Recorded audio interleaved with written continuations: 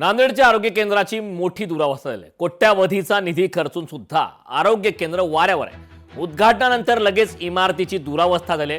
दोषींवरती कारवाई करण्याची आता मागणी मोठ्या प्रमाणात सुरू आहे. कोट्यावधीचा निधी खर्चून अद्याप सुद्धा परिस्थिती मात्र जैसे थे आहे. मोठी दुरावस्था आहे. आरोग्य केंद्र मात्र वाऱ्यावर आहे. उद्घाटनानंतर लगेच इमारतीची दुरावस्था करण्यात आली. दोषींवरती मात्र कारवाई करण्याची आता मागणी जोरदार सुरू आहे. आमच्या इथे एवढं मोठं आरोग्य केंद्राचं बांधकाम झालेलं आहे. उलट राहण्याची क्वार्टरची भरपूर मोठी व्यवस्था झालेली आहे. 4 बिल्डिंग राहायची झालेली आहेत. याच्या अंडरमध्ये आमच्या प्राथमिक आरोग्य केंद्राच्या अंडरमध्ये 4 दुसरे आरोग्य केंद्र आहेत. इथं 2 डॉक्टर, एक 12 लोकांचा स्टॉप आहे. इथं संध्याकाळी एक सुद्धा कोणी राहत नाही. तर भोवताला आमचे कमीवरती 25 खेडे येतात संध्याकाळी. पेशंट आला तर इथं कोणीच म्हणजे वाली नसल्याने झाला आमच्या इथे. त्याची नोंद घ्यावी. बातमी नंदुरबारमधून. नंदुरबार जिल्ह्यात पेट्रोल डिझेलचा तुटवडा जाणवतोय. अनेक पंपावर पेट्रोल डिझेल शिल्लक नाही असे थेट आता बोर्ड लावण्यात आलेत. 81 पेट्रोल पंपावर पुरवठा सुरळीत करण्यासाठी सक्रिय पुरवठा विभागाचे फील्ड ऑफिसर आता पंपाची तपासणी करणार आहेत. काळा बाजार आणि साठेबाजी रोखण्यासाठी कारवाईचे संकेत देण्यात आले. नागरिकांनी घाबरून इंधन साठवू नये असे आवाहन सुद्धा प्रशासनाच्या माध्यमातून करण्यात आले. अनेक ठिकाणी ही टंचाई आता जाणवते आहे. नंदुरबार जिल्ह्यात पेट्रोल डिझेलचा तुटवडा सुरू आहे.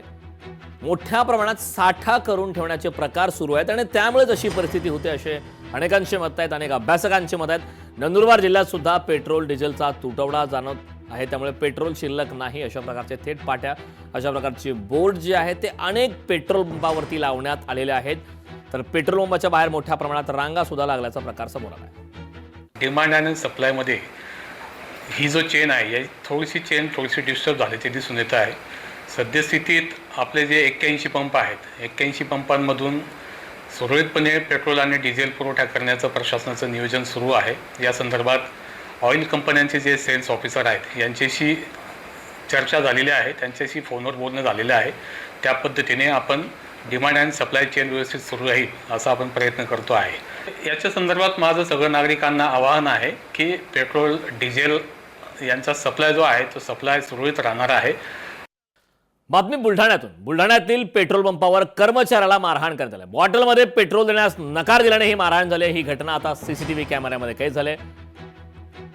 बॉटलमध्ये पेट्रोल देण्यास नकार दिल्याने थेट मारहाण झालेली आहे. बुलढाण्यातील हा संपूर्ण प्रकार समोर आलाय.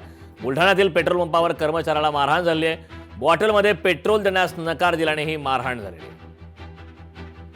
तर ही घटना आता सीसीटीव्ही कॅमेऱ्यामध्ये कैद झालेली आहे.